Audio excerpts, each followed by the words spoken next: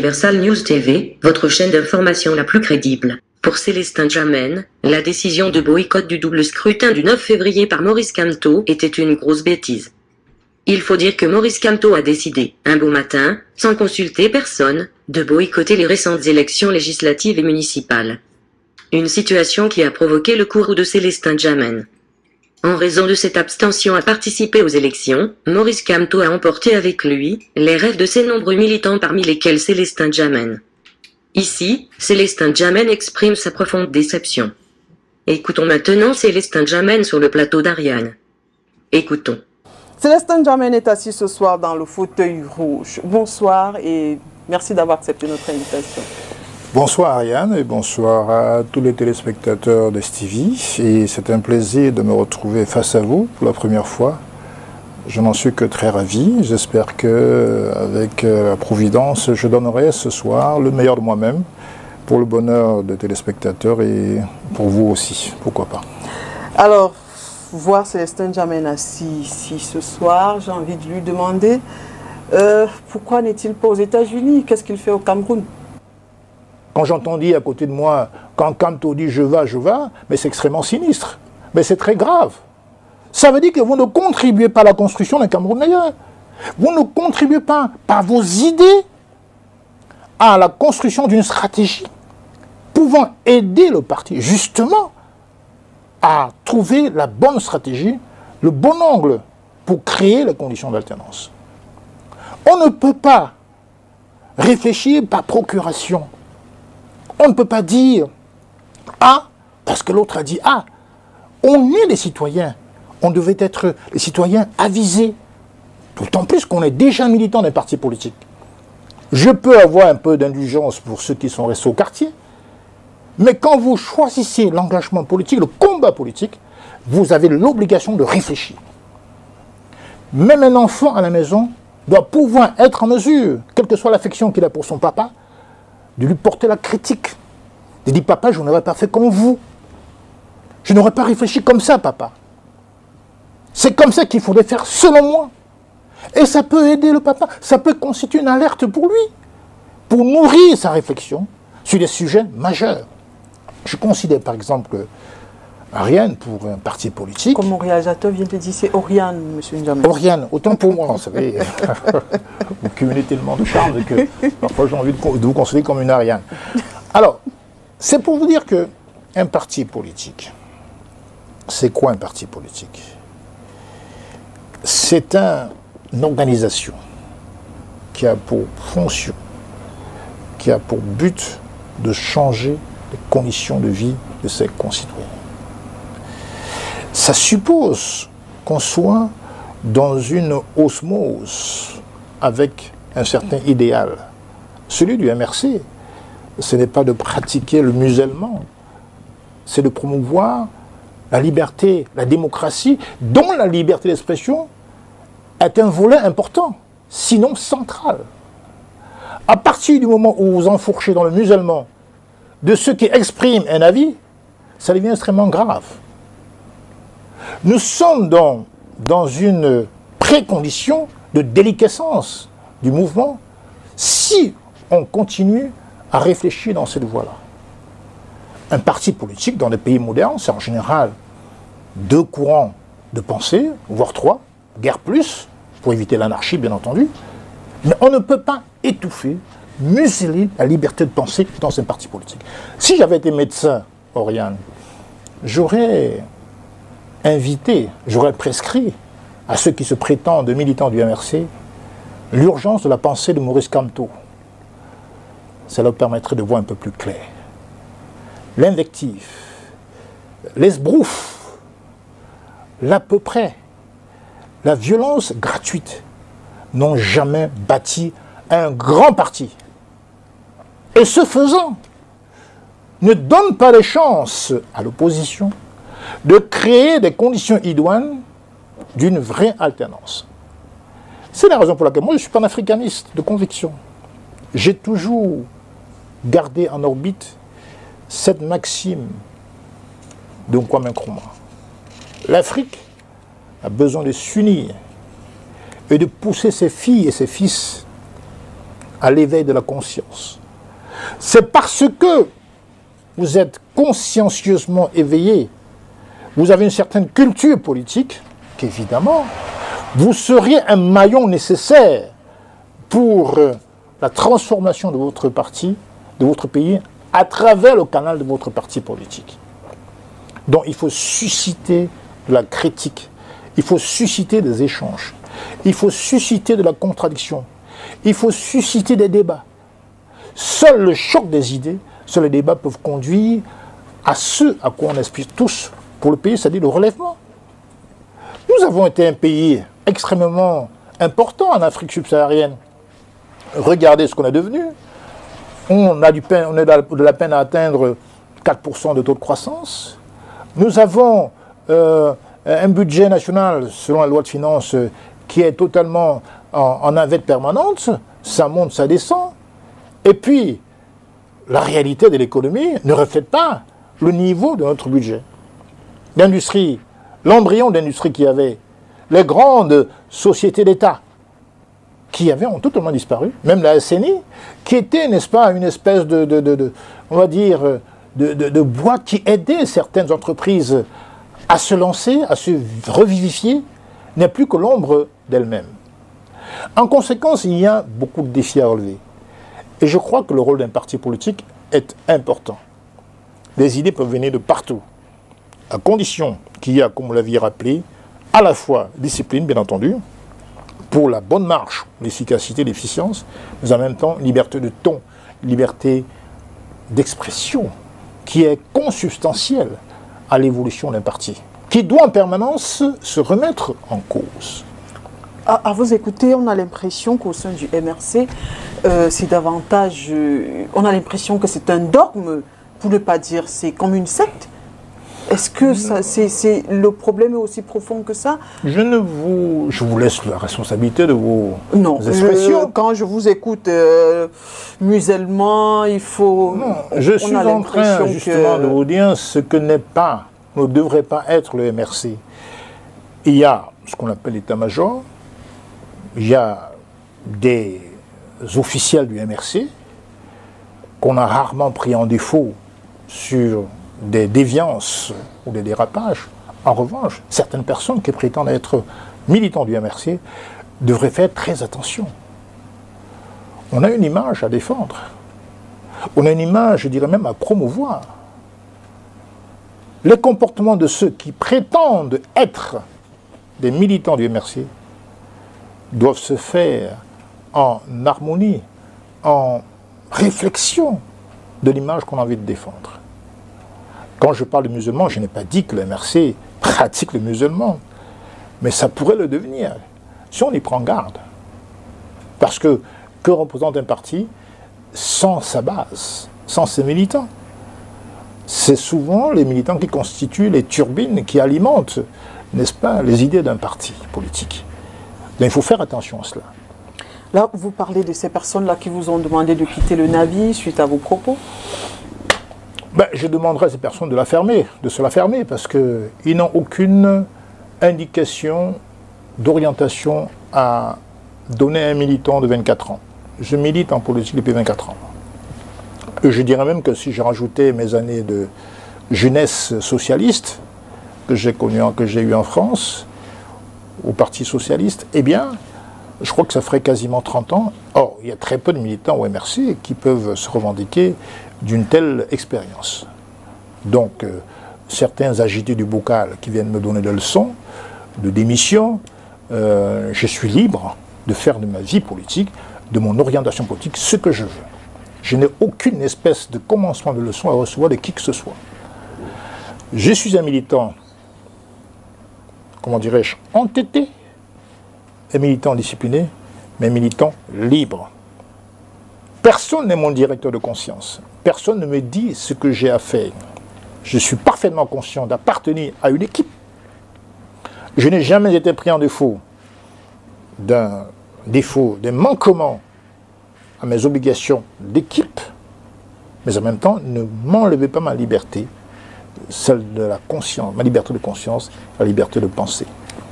Alors, dites-nous, comment est-ce que vous réagissez lorsque votre leader annonce votre participation aux élections.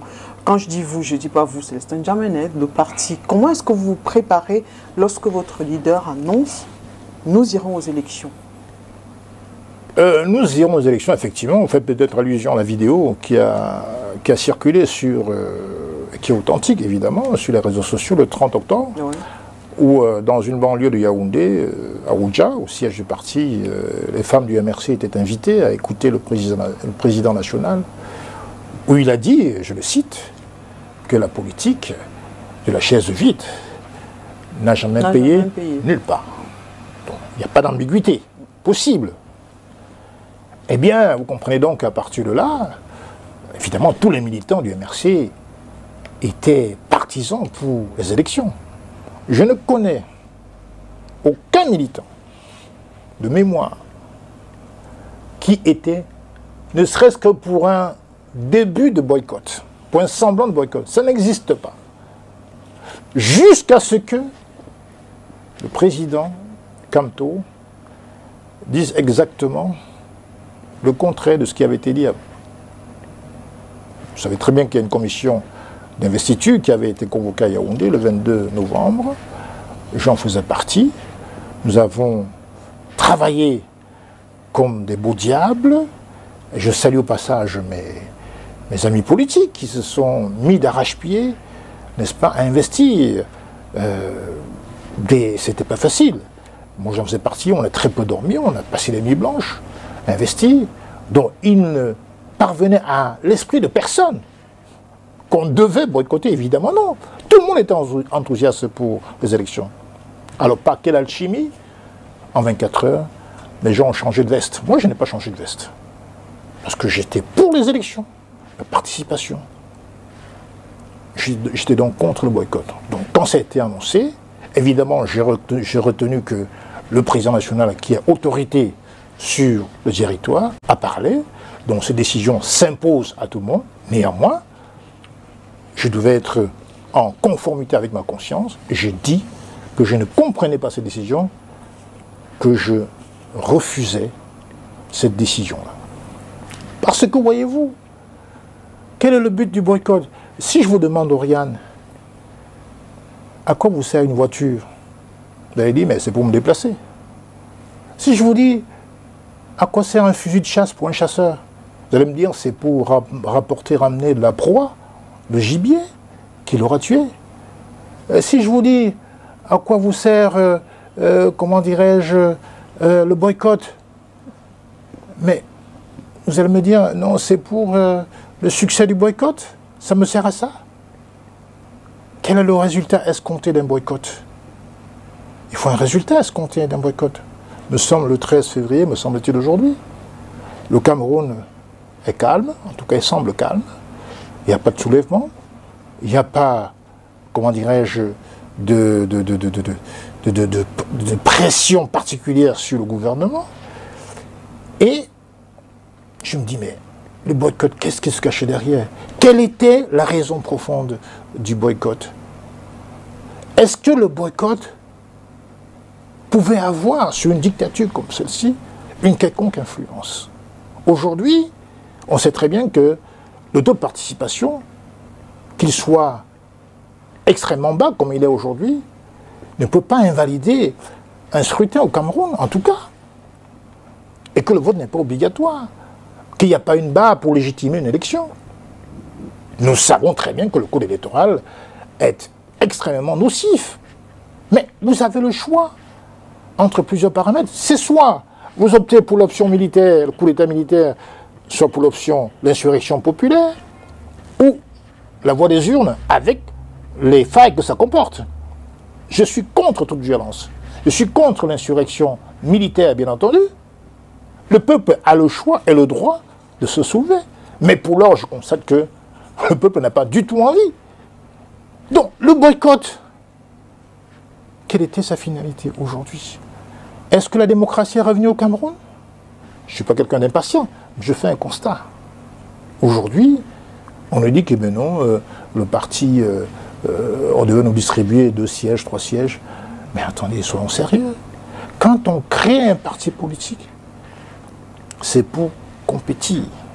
Si on pense qu'avec ce régime, les élections ne servent à rien du tout, les urnes ne servent à rien du tout, alors il ne faut pas créer de parti, il faut dissoudre le parti et choisir une autre option. Parce qu'en se maintenant comme parti politique, vous n'irez jamais aux élections avec ce régime. Il faut être cohérent. Or, je pense que la révolution, ce n'est pas en un seul soir. Il faut gagner les espaces politiques. Il faut grignoter les espaces politiques. Évidemment, ce régime n'a jamais été légitime. Tout le monde le sait. Le débat n'est pas de savoir si les élus sont légitimes ou pas. C'est de savoir quelle est la solution la plus coriace, la plus efficace pour gagner et grignoter les espaces politiques. C'est de ça qu'il s'agit. Vous n'avez aujourd'hui, de manière démocratique, qu'une seule option, c'est les urnes. À défaut, il ne faut plus créer de parti politique. Et quand on me dit à moi qu'il faut, comment dirais-je, il faut que la guerre cesse dans nos eaux, ben, avec beaucoup d'efforts intellectuels, je me rends compte qu'il n'y a pas un bouton qu'on appelle fin de la guerre. Par exemple, auquel cas, il y a longtemps qu'on l'aurait fait. Rappelez-vous que la guerre d'Angola a duré 19 ans. La guerre, on sait comment elle commence. On ne sait jamais comment elle finit. Donc on ne peut pas s'arc-bouter en posant des conditions stériles du style fin de la guerre. Non. La guerre finit quand? Qui décide de la fin de la guerre? Il y a plusieurs partis qui ont des intérêts contradictoires, évidemment. Donc, il s'agit de jouer son rôle constitutionnel, à savoir que les partis politiques concourent à l'expression du suffrage universel. Savez-vous, par exemple, qu'au Nigeria, en dessous d'un élu, de 2 élus, le parti est automatiquement dissous. Oui, effectivement. Donc, évidemment, on a encore, je dirais, beaucoup de chance, parce que je n'ai aucune affinité avec le système en place aujourd'hui. Mais il faut être réaliste. Savoir dans quel pays on est. Nous avons un homme au pouvoir qui se caractérise davantage par, on va dire, la fourberie, la roublardise, je dirais même par le mépris, la condescendance. On l'a vu récemment quand il parlait de petits partis. Donc quand on veut prendre une décision politique, on doit intégrer dans notre stratégie politique les éléments liés à la personnalité de celui qui a le pouvoir. Nous sommes dans un régime hyper présidentialiste. Le président a quasiment tous les pouvoirs. Il les concentre même. Le judiciaire, le législatif et l'exécutif. Il décide de tout. Donc si vous n'intégrez pas dans votre décision, dans vos stratégies, le caractère imprévisible de l'homme, vous avez tout faux. M. Biya, par exemple, convoque le corps électoral le 10 novembre. Et avant le 10 novembre, il y avait déjà les pressions américaines. Donc il ne pouvait pas avoir convoqué le corps électoral pour annuler, comme beaucoup l'espéraient, les élections après. Ça n'a pas de sens. Ça n'a pas de sens. Le but d'un parti politique, ce n'est pas de se réjouir qu'il y ait un fort taux d'abstention. C'est ridicule. C'est même parfois stupide. Alors j'aimerais qu'on continue à parler de l'annonce de la non-participation du MRC aux élections législatives et municipales. Vous avez présenté, vous n'avez pas caché votre courroux, vous ne le cachez pas jusqu'à présent. Il faut dire aussi que Michel Ndoki, pour ne pas la citer, a semblé un peu surprise. Est-ce que vous n'avez pas été consulté avant cette décision-là? Non, je n'ai pas été consulté, sinon je n'aurais pas été surpris. La décision, si j'avais été consulté. Après, je ne vais pas rentrer dans les polémiques qui n'aboutissent à rien. Il ne s'agit pas d'engager une polémique avec ou contre qui que ce soit. Il s'agit de dire que les militants, ça compte. C'est comme ça qu'on a toujours pensé au MRC. Quelle que soit l'intelligence d'un homme, 2 cerveaux valent mieux qu'un. Et puis, il faut bien savoir que moi, si j'avais été en temps opportun au courant de cette décision, je serais resté à Yaoundé s'il fallait pour défendre mon point de vue et de convaincre le parti qu'on doit y aller. Il faut avoir dans la vie le courage de ses idées. Il ne sert à rien de marcher masqué. Le Cameroun est plus important que nos partis politiques. Pourquoi créons-nous des partis politiques si ce n'est pour un Cameroun meilleur? Et quand vous pensez que une posture, une décision peut ébranler l'objectif que nous avons pris en commun, il faut avoir le courage de le dire. Dans le but de sauver le bateau, qui peut être victime d'un chavirement. Donc, c'est pour ça qu'il est parfois utile de marquer les esprits. J'aurais pu choisir de le dire en privé. On dit souvent que le linge sale se lave en famille, mais souvent, la famille peut protéger certains mauvais comportements. Ce qui est sûr, c'est que quand vous êtes en public, exposé en public, vous ne recommencerez plus. En tout cas, il est rare de le faire. Il faut susciter le débat. Je persiste et je signe. Quelles que soient les critiques, d'où qu'ils viennent, je vous dis avec conviction que cette décision a été une erreur. L'erreur est humaine. Errare humanum est, perseverare est diabolicum, disent les latins. Donc ça veut quand même dire qu'il n'y a pas de honte à dire qu'on s'est trompé. Tant que vous reconnaissez déjà cette erreur, l'avenir peut sembler radieux parce qu'on est conscient, on avance avec les erreurs, on se construit avec les erreurs.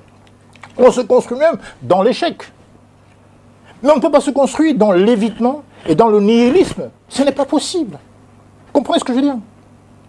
Moi, je n'aimerais pas voir mon parti confiné, alors que nous nous battons pour l'alternance, confiné dans l'opposition. Nous voulons renvoyer le RDPC dans l'opposition. Parce que c'est un parti, c'est un État-parti nocif pour la vie des Camerounais. Nous avons su 40 ans de règne aujourd'hui. Nous sommes pires qu'une monarchie. Aucune liberté d'association n'est implémentée aujourd'hui. Bon, on nous laisse bavarder à la télévision de temps en temps, mais ça c'est bavarder. Mais ce qui est certain, c'est que quand le Camerounais, et j'en suis un exemple vivant, décide de se mettre ensemble publiquement pour exprimer un mécontentement, on vous tire dessus. Moi j'ai failli perdre ma jambe. J'ai failli être assassiné. Puisqu'ils me l'ont dit quand ils m'ont plaqué contre le sol.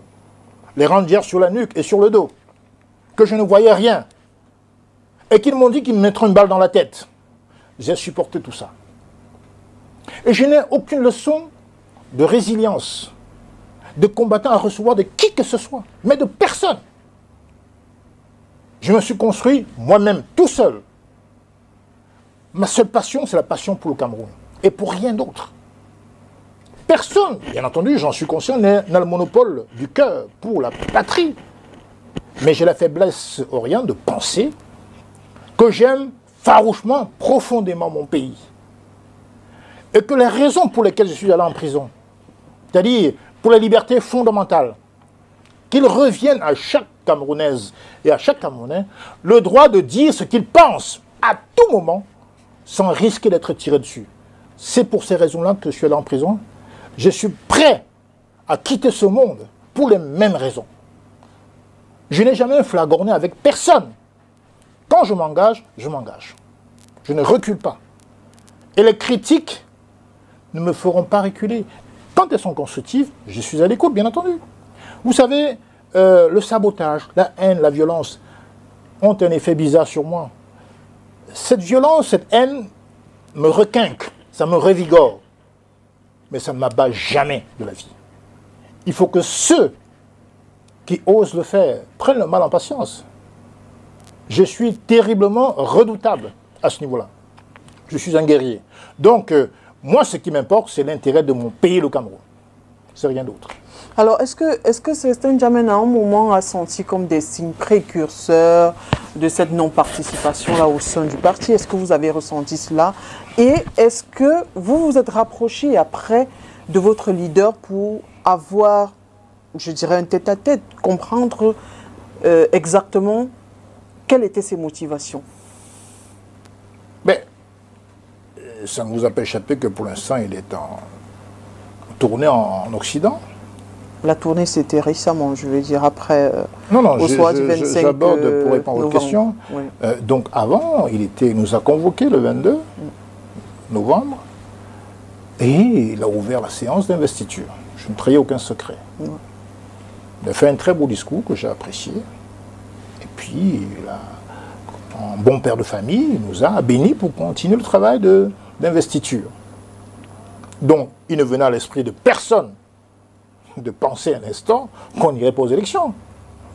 Il était d'autant plus évident qu'on irait que beaucoup de mes amis politiques, dans le Mungo, dans le Mayo Sava, dans le Diamari, dans le Mbam, dans le Vouri, dans le Kam, dans le Fundi, dans la Lekié, ont travaillé comme des malades pour implanter le parti. Et je voudrais, à travers cette émission Oriane, leur rendre un hommage vibrant, que c'est eux qui font le MRC. Ce n'est pas forcément exclusivement les cadres. C'est aussi ce peuple des militants, dans l'ombre, mais qui travaillent d'arrache-pied chaque jour, pour que vienne sur les fonds baptismaux l'audience du MRC, qui était à son pic, à son zénith. Si des partis relativement anonymes émergent aujourd'hui avec quelques sièges, vous voyez de qui je veux parler? Imaginez. Non, vous allez me dire. Hein. Je vois pas encore. Les élections viennent d'avoir lieu. Il y a quelques commissions qui ont fini de travailler. Il y a des partis comme le PCRN, effectivement, qui ont, entre guillemets, surpris, avec plus de 5 sièges. Donc, si ces partis, relativement mineurs jusqu'à présent, font ce résultat-là, imaginez-vous ce qu'aurait pu faire le MRC pour ces élections locales. Mes amis politiques, je les connais. C'est des gens désintéressés et déterminés. Nous avions mis en place des stratégies pour défendre nos suffrages dans les bureaux de vote. Et c'est faisable. Je tiens quand même à rappeler l'article 113 du Code électoral qui dispose que, immédiatement après le dépouillement, les résultats acquis dans chaque bureau de vote sont rendus publics. Donc on essaie pour certains bureaux de vote, pour certains centres de vote d'ailleurs, pour certaines zones rurales, les résultats dès le jour même du vote. Vous voyez par exemple à Foumbot où l'UDC, depuis Mathusalem, n'avait jamais pris la mairie, ben, par une espèce d'acharnement, ils ont eu cette mairie. Ce n'est pas la sorcellerie. Nous parlons ici d'élections locales. L'opposition n'a jamais fait, je ne dirais pas le deuil, n'a jamais fait le travail de la surveillance, du contrôle des votes dans les bureaux de vote. Je vous le redis, le jour où l'opposition fera ce travail herculien, s'il en faut, mais il faut y aller, je vous assure qu'on ne reculera plus sous prétexte qu'on va nous distribuer des sièges que nous ne méritons pas. La vie, c'est avancer. Ça n'est pas reculer. Dans le contexte actuel, le boycott n'a aucune signification politique, même symbolique. Il faut travailler nos représentants, nos scrutateurs, les former au droit électoral, en tout cas pour l'essentiel, afin qu'ils soient en mesure de surveiller les suffrages dans chaque bureau de vote, les centraliser. Aujourd'hui, on a la chance d'avoir des réseaux sociaux, Facebook, WhatsApp, etc., Instagram. On balance, les médias sont à l'affût. Où est le problème? Ça n'absout pas la technique de fraude et de tricherie du gouvernement, du système qui est en place. Mais on ne va pas penser qu'à eux. C'est quand le poisson entre dans la nasse qu'elle commence à manquer de respiration et qu'elle commence à se débattre. Il faut donc ne pas attendre ce moment fatidique. C'est maintenant qu'il faut mettre en place des jalons d'une future alternance. Et la vraie gouvernance commence aussi dans les communes. C'est la base de la démocratie, la commune. On ne peut pas être un homme politique sérieux et sous-estimer le pouvoir des communes. Bien sûr, on vient de rédiger une espèce de code de collectivité territoriale décentralisée. Évidemment, il ne faut pas donner pour argent comptant, prendre pour argent comptant ce qui est fait, mais néanmoins, on n'a pas encore expérimenté, M. Jamel, on ne peut pas déjà... On ne peut pas déjà, vous avez raison, voilà. Mais il y a l'intention d'améliorer les choses. On verra dans les faits. En attendant, on ne se lie pas les bras et les coudes pour dire on est capable de rien. Nous pouvons, on peut le faire. Alors, est-ce que vous avez compris après cette décision de non-participation, est-ce que vous avez compris le silence de certains cadres de votre parti, tels que Christophe Ndong, par exemple, Maître Emmanuel Sim? Est-ce que vous avez compris leur silence? Comprendre, c'est approuver. Non, je n'ai pas compris. Parce que tout le monde, je répète, tout le monde, sans exception, était pour les élections. Jusqu'au lundi 25 à 13 h. Je n'aime pas les militants godillots. C'est-à-dire? C'est-à-dire des militants suivistes, de manière totalement servile. Ce sont donc des militants un militant suivistes? doit... Non, c'est pas ce que je dis. Je dis en général. La question que vous m'avez posée, c'est de savoir si vous les avez compris. Je ne les ai pas compris parce que, pour moi, la ligne était claire. Nous croyions que nous pouvions faire. Nous le pensions. On ne peut pas changer la vie sans soubassement palpable en 24 heures. Ce n'est pas possible. Moi, je vous dis que tout le monde était pour les élections jusqu'au lundi 25 novembre à 13 h. Qu'on m'explique aujourd'hui comment certains ont pu changer d'avis subitement. Vous pensez que la décision, je veux dire avec le recul, est-ce que vous pensez qu'elle a été prise unilatéralement?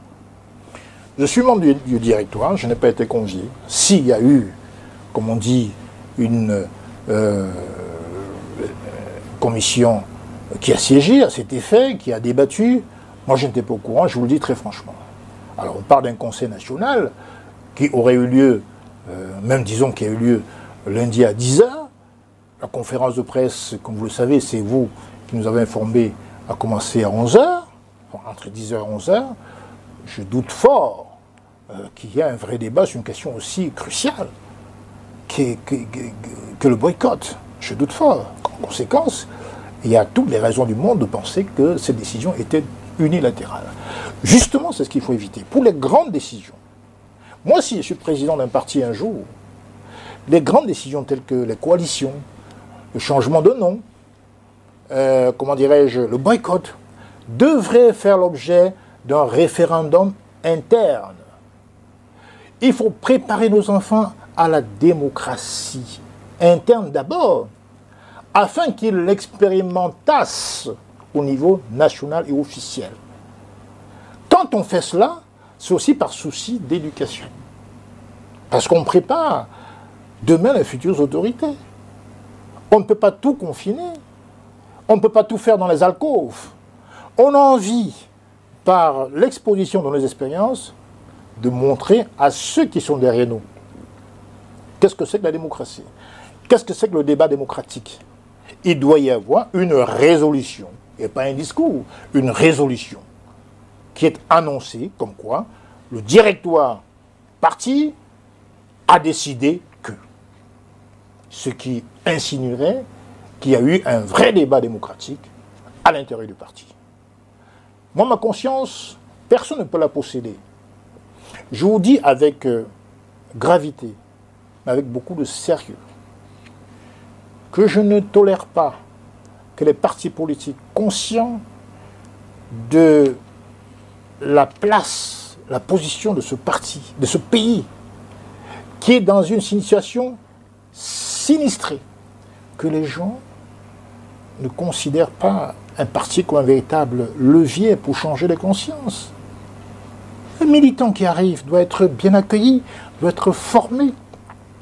On doit même l'inciter à être exigeant, à demander des clarifications, et non à suivre comme un mouton. C'est dangereux pour le parti, dangereux pour le pays.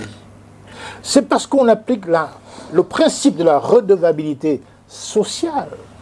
Ceux qui dirigent doivent rendre compte, doivent valoriser le militantisme en donnant la parole, en recourant à l'avis des militants. Pas parce qu'on les craint, mais parce que en le faisant, on les éduque et on s'éclaire soi-même. C'est ça le but de la politique. Mais évidemment, moi, quand vous avez choisi de dire la vérité, de rester dans le droit chemin, eh bien, vous avez aussi choisi de marcher seul, d'être incompris, d'être rejeté.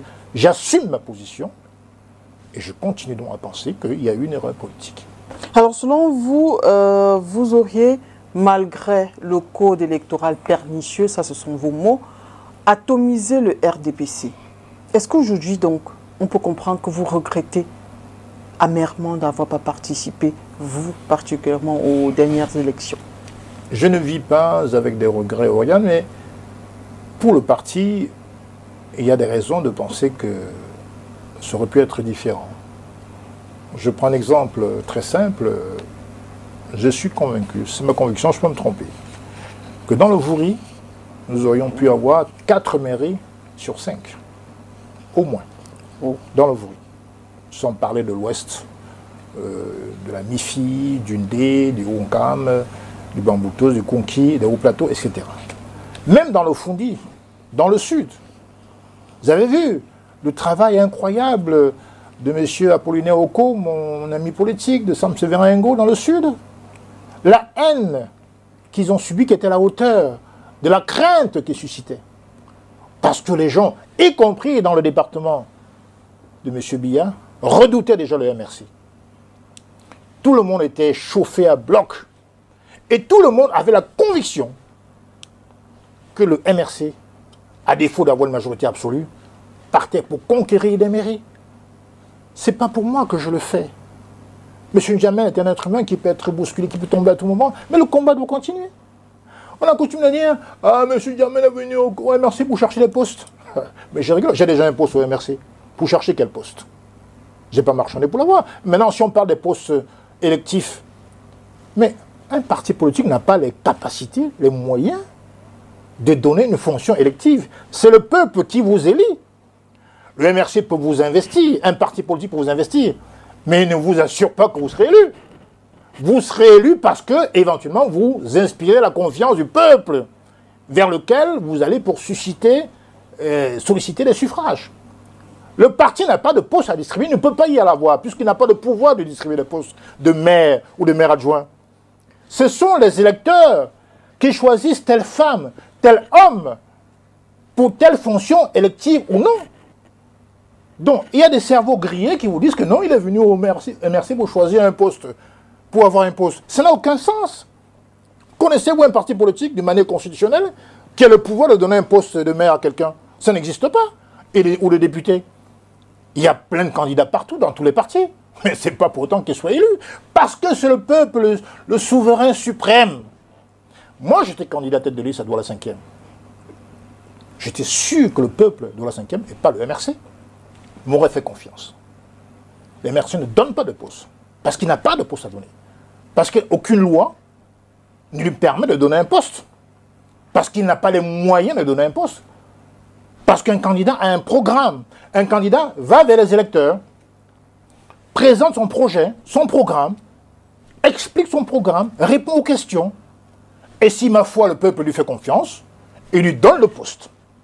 Ce n'est donc pas le parti qui donne un poste. On ne peut donc pas venir dans un parti pour un poste électif. C'est stupide de le dire. C'est pour ça que je pense que beaucoup de nos militants, s'ils sont vraiment militants du MRC, doivent beaucoup se former, doivent beaucoup s'éduquer, doivent beaucoup réfléchir avant de dire n'importe quoi. Un parti politique investi ne donne pas de poste. Ne donne pas de poste. Un petit parti, que ce soit un petit parti ou un grand parti, n'a pas les moyens constitutionnels de vous donner un poste électif. Ça va de soi. Est-ce que vous regrettez un peu d'avoir, je dirais pas un peu, est-ce que vous regrettez d'avoir rejoint les rangs du MRC aujourd'hui? Non, je n'ai pas de regrets. On ne vit pas avec de regrets, Oriane. Parfois, ce sont... Vous savez, le succès, qu'est-ce que c'est que le succès? C'est aller d'échec en échec jusqu'à ce que la victoire arrive. C'est ça l'échec. C'est ça le succès. Aller d'échec en échec jusqu'à ce que la victoire arrive.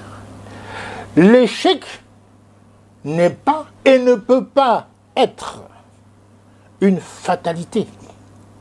L'échec, si vous savez tirer des leçons de vos actes, de votre vie, est plutôt un levier, comme une boussole, qui vous éclaire sur ce que vous n'auriez pas dû faire et donc d'améliorer votre stratégie, votre condition. C'est pour ça qu'il ne faut jamais museler un enfant, ni un adulte d'ailleurs.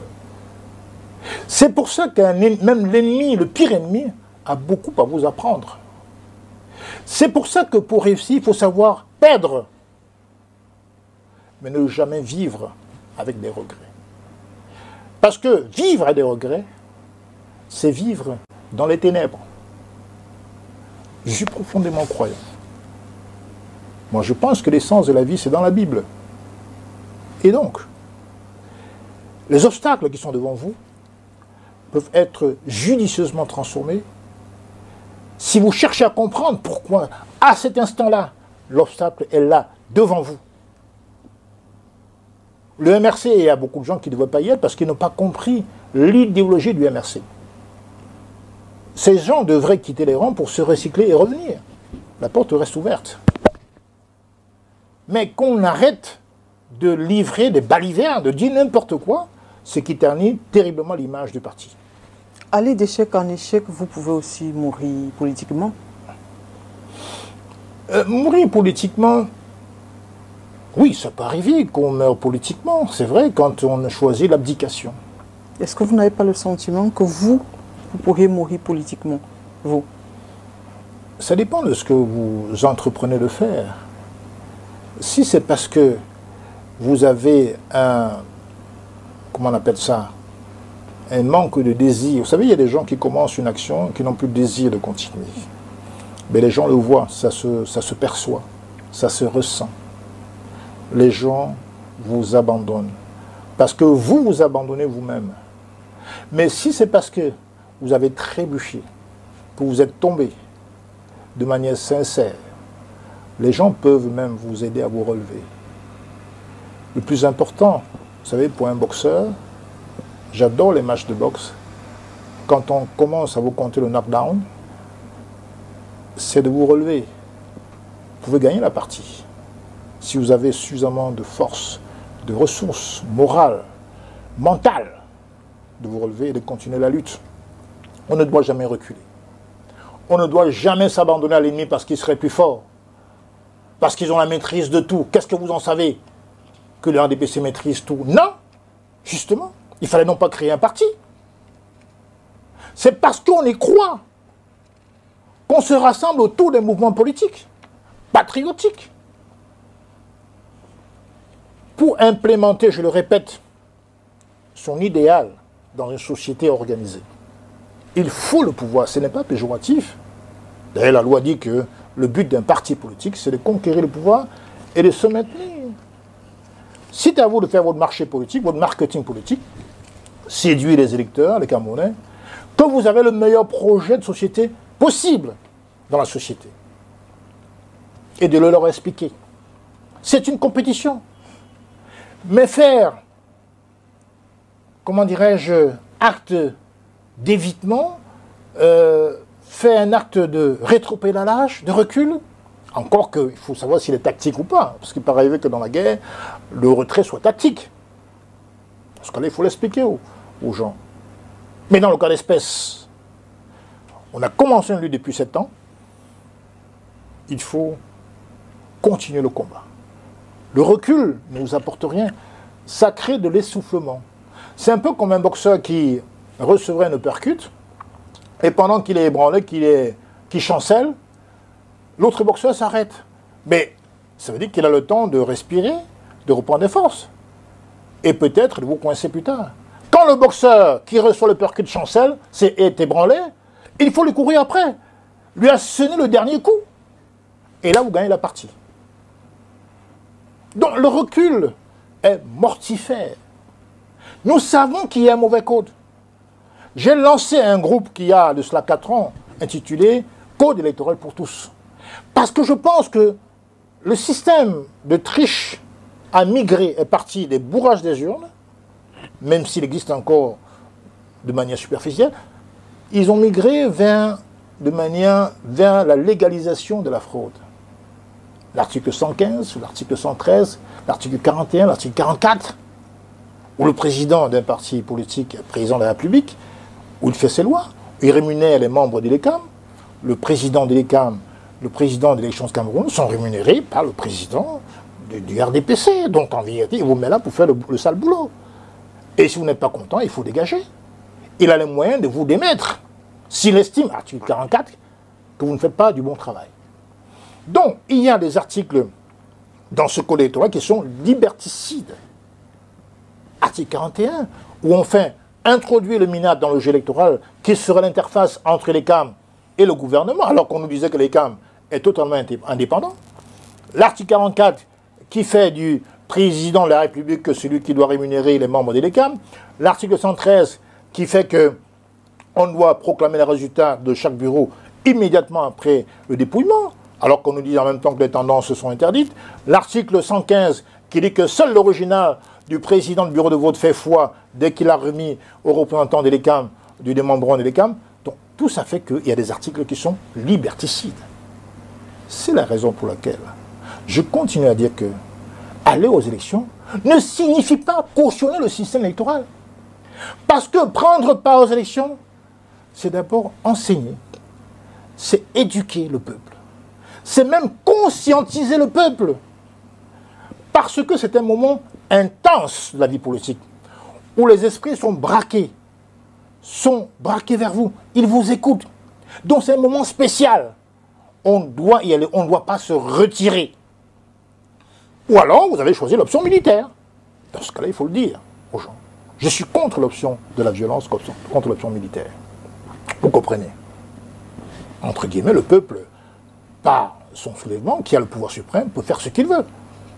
Mais je ne suis pas pour l'option militaire. Le peuple est libre de s'insurger, c'est vrai. Mais pour moi, on a choisi les urnes. Avec ses méfaits, avec ses faiblesses, on y va. Étape par étape, espace par espace, c'est comme pendant la guerre. On prend des espaces, on avance, on conquiert le pouvoir. Mais est-ce que vous avez eu le temps d'expliquer cela dans votre parti, au directoire par exemple? Est-ce que vous avez pris le temps d'expliquer votre stratégie ou alors vous avez dit, bon, le président a décidé et on reste tranquille? Parce que je veux comprendre, est-ce qu'aujourd'hui, c'est pas un peu tard de se plaindre de ce boycott-là? Si vous me posez la question à titre personnel, je l'ai toujours fait. Bien entendu, je peux regretter que les réunions du directoire ne soient pas plus fréquentes que ça, parce qu'on gagnerait à, comment dirais-je, à pas vulgariser, mais à rendre plus fréquentes les réunions du directoire, parce qu'on a beaucoup à se dire. Ensuite, une fois qu'on a dit, il faut descendre dans les régions, dans les unités, dans les communes, pour expliquer cela à nos militants. Donc, c'est une organisation, la MRC, qui est très organisée, de manière hiérarchique, de manière structurelle. Bien entendu, ça part des cadres qu'on appelle les membres du directoire, jusqu'à la plus petite cellule qu'on appelle l'unité. Donc, ça doit suivre un chemin descendant, ou dans le cas inverse, ascendant, quand les idées partent de la base. Donc il faudra non pas raréfier, mais vulgariser, mettre davantage de réunions du directoire. En tout cas, moi, à titre personnel, je l'ai toujours fait quand j'ai eu à rencontrer mes vaillants amis politiques. Donc, la question aujourd'hui, la question centrale, c'est la formation, je l'ai dit, et je me répète, pardon de le faire, l'éducation des militants politiques. Si vous souhaitez avoir des militants efficaces qui vont vous survivre, il faut qu'ils aient de la matière. Pour qu'ils aient de la matière, il faut qu'ils soient enseignés, qu'ils sortent de la pénombre intellectuelle et idéologique. On a besoin de ça. L'insulte n'est pas un programme politique. Pendant que vous insultez, les autres réfléchissent. Ils vous coincent. Vous comprenez ce que je veux dire? Donc, la technique la plus urgente pour moi, c'est de recycler les militants qui en ont besoin. Et quand on accueille un nouveau militant, c'est de lui expliquer ce que c'est que la politique d'abord, ce que c'est que la patrie, et ce que c'est que le MRC, qu'est-ce qu'il propose. De façon à ce que, s'il est un peu opposé ou moyennement opposé à cette vision de la société, ben, il est libre de ne plus revenir ou de ne pas prendre une carte de membre. Mais l'accent, en tout cas, doit être mis sur la formation et l'éducation politique. Alors, Célestin Djamène, en août 2018, lorsque vous quittiez le SDF, vous l'avez qualifié de navire ivre qui coule, un navire dont l'équipage a oublié l'objectif. Aujourd'hui, avec le MRC, vous parlez de vraies résolutions, de vrais changements, de bling-bling émotionnel. Bref, je vous dirais que les giga-meetings à l'étranger ne sont pas passés. Ma question, est-ce que finalement, vous n'êtes pas le problème? Est-ce que finalement, vous ne payez pas, je dirais, vos choix, vos calculs? Est-ce que là, c'est pas un peu vous le problème? Chacun peut penser ce qu'il veut. Moi, je suis respectueux de l'opinion des autres. Quand je disais le SDF était un bateau ivre qui prenait de l'eau, avec l'histoire, le recul de l'histoire, on voit très bien que j'étais un peu modéré. Parce que quand on voit aujourd'hui le sort du SDF, parti pour lequel j'ai beaucoup d'affection, bien entendu, pour des raisons évidentes, on voit bien que j'étais même très modéré. Aujourd'hui, les résultats, c'est reconnu par les candidats eux-mêmes de ce parti, sont catastrophiques. Et je crains qu'ils ne se relèvent plus. Parce que parfois, il y a des coups qui laissent des traces. Donc, par conséquent, je considère que mes alertes à l'époque étaient restées vaines. Et j'ai donc dit, je choisis, parce que vous savez, quand vous épousez une femme, qu'elle ne vous apporte ni amour, ni affection, ni réconfort, ni enfant, un homme lucide doit réfléchir et naturellement divorcer. Vous ne devez pas avoir l'obligation de vous ennuyer, quand même.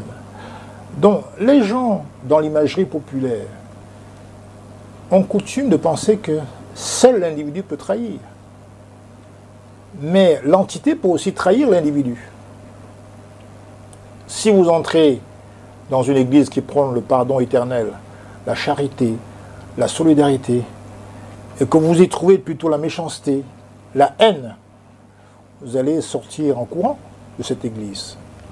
Là, dans le cas d'espèce, c'est l'église qui vous trahit. J'invite les gens à réfléchir. Qui trahit qui?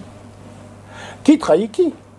Donc, c'est pour dire que c'est pour ça qu'on vous dit que quand on adhère dans un parti politique, c'est pour vous engager. La politique est un acte d'engagement.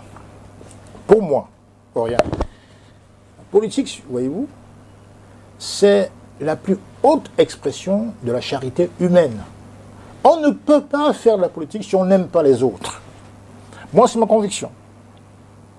Je mourrai dans la politique. Parce que c'est ma passion, parce que j'aime mon pays. Beaucoup sont dans les calculs politiciens. Et ils mettent derrière eux des troupeaux politiques, des troupeaux qui sont là pour acclamer leur beau visage, leur belle démarche. Applaudir à tout rompre. Je boycotte. Je boycotte pas. Ce n'est pas ça la politique. Être un militant, c'est être un militant avisé, éclairé, critique, mais constructif. C'est ça pour moi la politique. Parce qu'on veut construire quelque chose. Vous pensez qu'ils ne sont pas nombreux au MRC à être critiques, à être tous les adjectifs que vous avancez là? Vous pensez que...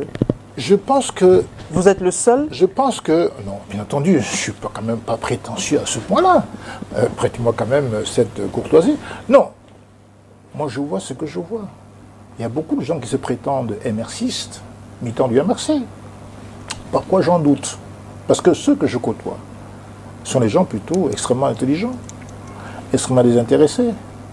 Parfois aussi, je vois des gens qui, extrêmement motivés, manquent de culture politique, manquent de formation politique. Or, c'est nécessaire pour avancer. Vous ne pouvez pas débattre avec quelqu'un qui n'a pas les mêmes outils que vous.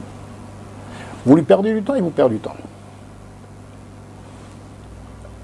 L'obligation, le devoir des cadres politiques que nous sommes, c'est aussi de prendre sur nous-mêmes, aller vers les unités, vers la base, leur expliquer. Ils en réclament d'ailleurs les fondements de la lutte politique, du combat politique.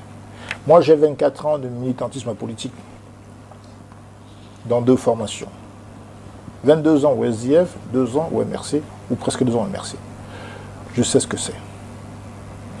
Ça ne fait pas de moi quelqu'un d'extrêmement fermé. Je pense qu'on peut toujours apprendre chaque jour. Mais je ne veux pas être victime de certaines prétentieux qui se comportent comme le cordonnier qui va expliquer la théorie de la relativité à un physicien. Ou, comment dirais-je, un mécanicien stagiaire qui apprend ce qu'on appelle la pompe à eau à son maître de stage. Soyons un peu sérieux. Chaque chose en son temps. Vous allez mûrir. Prenez le temps d'écouter. Laissez les anciens vous enseigner la politique dans le cas d'espèce. Mais chacun a le droit de dire que je ne suis pas d'accord avec ce que vous disiez à la télévision. Ça ne me convient pas, c'est son droit. Mais vous avez des prétentieux qui croient tout savoir, au point d'ériger en engagement, en idéologie, les insultes et de l'invective, qui sont forcément stériles. La polémique ne nous avance guère. Nous sommes dans un combat historique où les gens ne doivent pas simplement être physiquement répondants, mais intellectuellement prêts, idéologiquement prêts. La politique, dit-on souvent, peut vous emmener en enfer ou au paradis. Choisissez plutôt le paradis. Mais il faut s'armer moralement pour y aller. Alors, vous avez relevé tout à l'heure que les rencontres du directoire ne sont plus très fréquentes. Lorsque je me rappelle que pratiquement tout le directoire était à la prison principale de Kondengui, j'ai envie de savoir, de Yaoundé, pardon, est-ce que vous, à la prison, vous vous rencontriez tout le temps et quels étaient vos rapports au sein de ce pénitencier? Non, pas tout le directoire, disons qu'il y avait des éléments quelques-uns, oui. Dans le président national, je suis d'accord avec vous, mais il y a aussi plus de 110 prisonniers de l'autre côté, parce que en Kondengui, il y a deux maisons. Il y a la Kondengui prison centrale et prison principale. Et dont nous étions, en tout cas, ce qu'on a qualifié de leader dans un Kondengui principal. Bien, j'ai apprécié ces moments qui étaient des moments humains, qui avaient parfois des baisses de tension, des montées de tension, mais ce qui était important, c'est que nous étions suffisamment unis et serrés et solidaires. Et donc, il ne me revient pas de dévoiler ce que nous avons vécu ensemble, mais je garde plutôt de bons souvenirs sur le plan collectif, n'est-ce pas? À titre individuel, on a toujours quelque chose à dire de son voisin, effectivement. La prison aussi génère quelques comportements assez bizarres, mais bon, globalement, c'était extrêmement positif sur le plan de la solidarité. Mais pour les autres prisonniers qui étaient en face, on n'avait pas les moyens de les contacter, puisque ne serait-ce que le téléphone nous était interdit. On ne pouvait pas les contacter. Mais on avait de nouvelles, parce que nos avocats venaient de temps en temps nous rapporter un peu le sentiment ou les ressentiments, s'il y en avait, de nos camarades de l'autre côté, et dont on était assez connectés. On était très solidaires. Et il y avait des moments de retrouvailles où on se retrouvait au tribunal militaire, où on était un peu comme des vieux amis qui, comment dirais-je, dégustaient les retrouvailles, si j'ose dire. C'était de très beaux moments où on chantait à gorge déployée l'hymne national, en narguant presque les autorités militaires, mais c'était de bonne guerre aussi, parce qu'il fallait leur montrer qu'on ne reculait pas. C'était le moment, sur le plan émotionnel, très intense, et j'ai beaucoup apprécié. Mais sinon, je crois que pour ce qui nous concerne en Kondengui, côté principal, on a toujours gardé le mental. Nous étions prêts, si les conditions nous étaient imposées, de passer toute notre vie en prison. Moi, j'étais prêt, comme les autres étaient prêts aussi.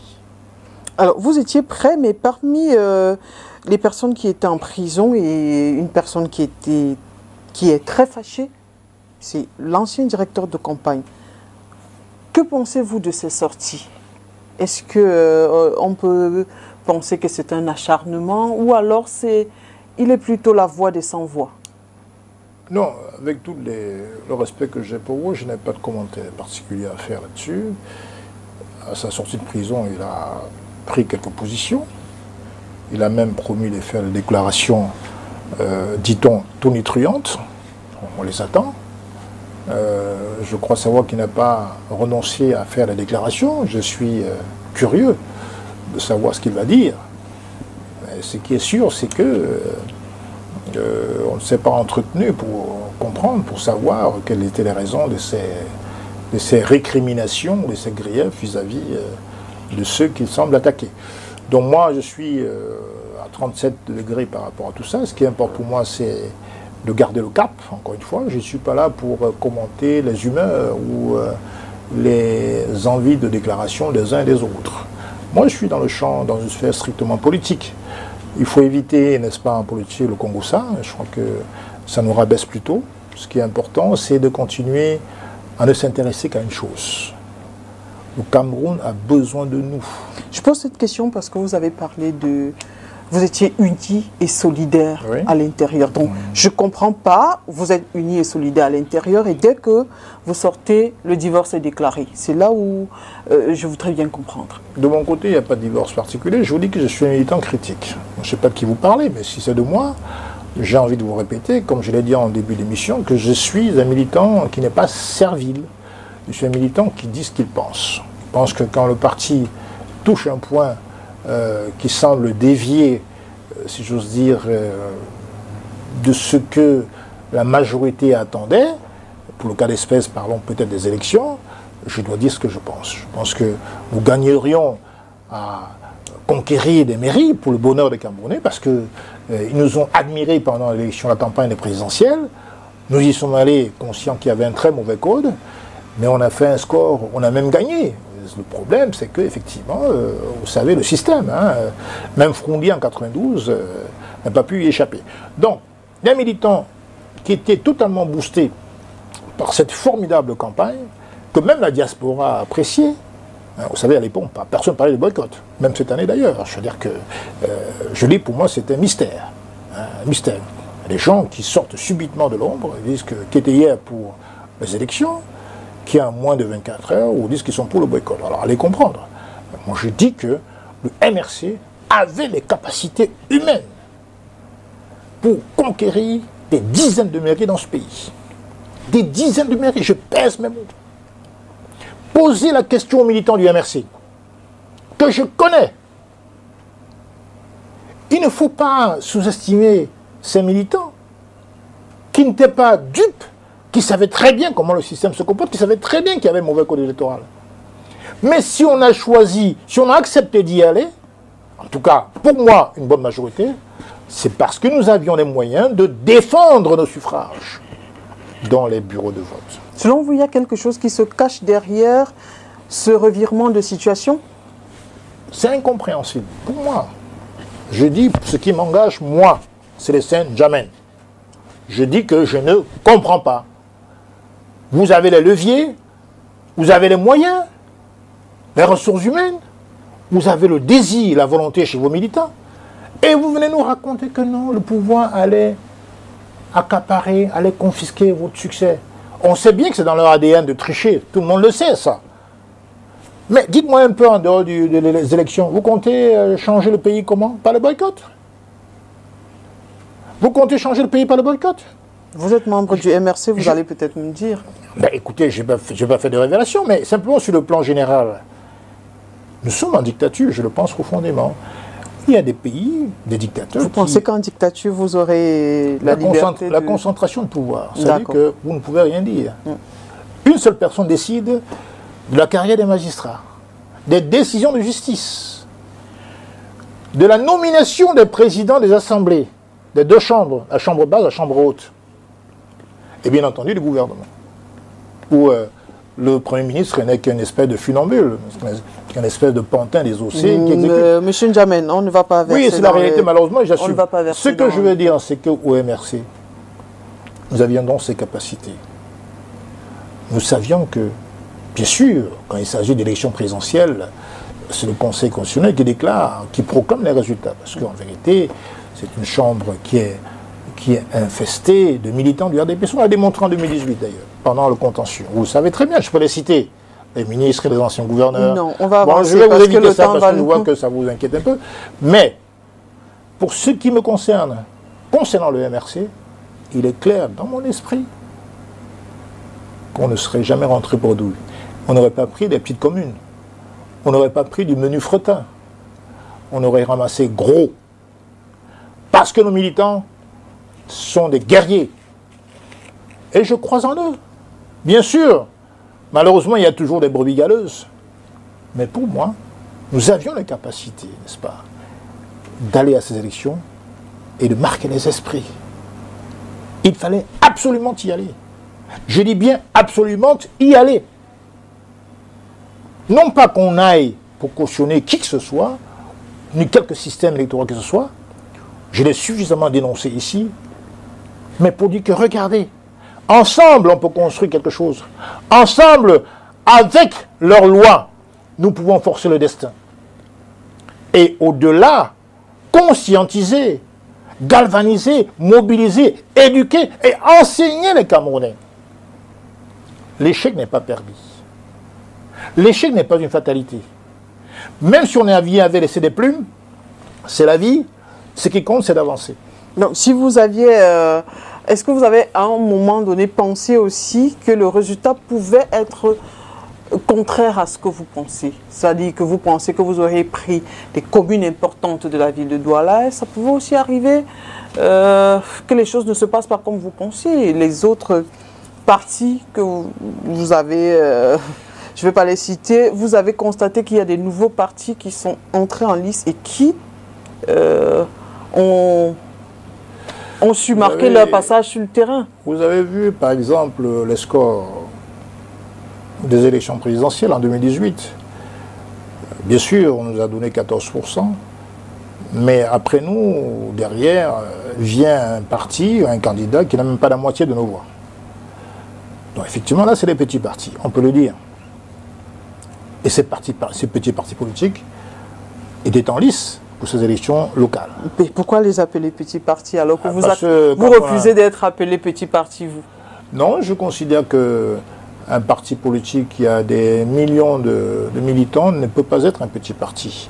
Bien sûr, sur le plan électoral, ça veut dire qu'on va vous indexer par rapport au nombre de sièges que vous avez. Au nombre de sièges que vous avez dans les conseils municipaux et dans les assemblées, c'est vrai.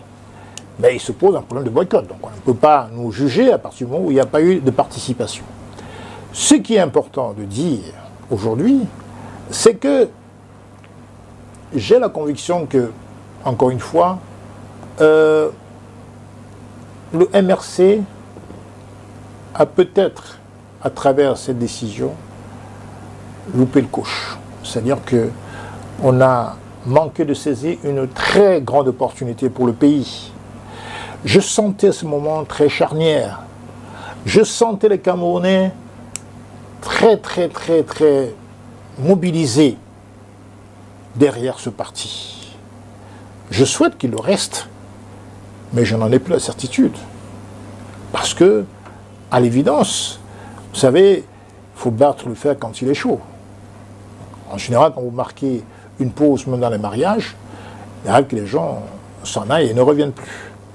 Seuls les proches restent. Et encore, c'est pas sûr pour un temps durable. Donc, ce que je veux dire, c'est que il y a un problème de continuité et de cohérence. Ça veut dire que quand on a pris un axe, qu'on le bâtit ensemble, il faut sortir des émotions, de la logique des émotions, pour entrer dans celle des bâtisseurs. Il y aura toujours des obstacles sur la route. Il y aura toujours un mauvais code électoral parce que le parti d'en face, c'est ça qui les fait demeurer au pouvoir. Ils ne vont jamais vous donner le bon code, un code réformé, consensuel pour vos beaux yeux. L'action en politique, c'est un peu comme la liberté. Elle ne se donne pas. On doit aller la chercher, cette liberté. On doit aller chercher, voire même l'arracher, ce pouvoir. Le contraire n'est pas possible. Quand on dit « je veux la fin de la guerre », mais comment va-t-elle venir la fin de la guerre? S'il y avait un bouton pour la fin de la guerre, on l'aurait su. S'il y avait un moyen que M. Biya nous donne le code électoral rêvé, ça serait su également. La politique, c'est une question de rapport de force. De manière à ce que quand vous décidez en ma faveur, vous n'avez pas le choix. Mais si vous vous contentez simplement de demander « donnez-moi ci, donnez-moi ça, donnez-moi du chocolat, donnez-moi du mambo », sans faire de publicité, eh bien, c'est pas pareil en politique. Avec cette décision de boycott du double scrutin, Maurice Kamto sait qu'il est déjà mort politiquement, d'autant plus qu'il ne pourra pas se porter candidat à la présidentielle de 2025. Le boycott du double scrutin du 9 février 2020 était donc une grosse bêtise, comme le martèle Célestin Djamène.